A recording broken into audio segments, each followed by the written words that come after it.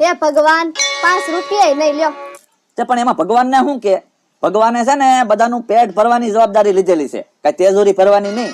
તું વાત કરે છે તમે તો છે ને હાવ બીકણા છો એમ. હા તો બીક તો લાગે જ છે ને, મારની કોને નો બીક લાગે? તું વાત કરે છે હું જોવે ઓલું કોણ આવે છે?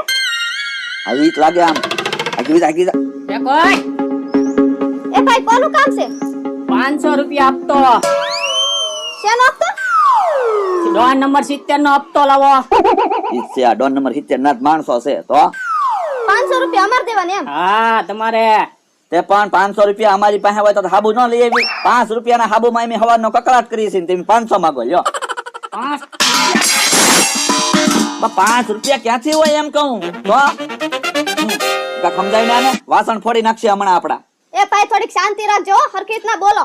હા 5 રૂપિયા તો હું તમને છે ને પાણી નથી પાવાનું તો બાપા. એ ભાઈ થોડોક ધીમો રહેજો હો, એમ ગમે એની ઉપર હાથ ન ઉપાડતો. હા પૈસા કાઢો હાલો. નત કાઢવાના. જા લાવો તો ખાવડી લાવો તો તમે. હાલ નીકળો. અમારા ઘરના ગોળા ફાડી નાખો. બસ હોય ને ગામમાં માથું ફોડી નાખે. તું મારું માથું ફોડે છે? જા નીકળે છે હાલ. બહુ પાછો જાવ તો હમણાં કાણિયા ભાઈને લઈને આવો. હવે કાનિયા ભાઈ નું દાણિયા ભાઈ લઈ આવે છે.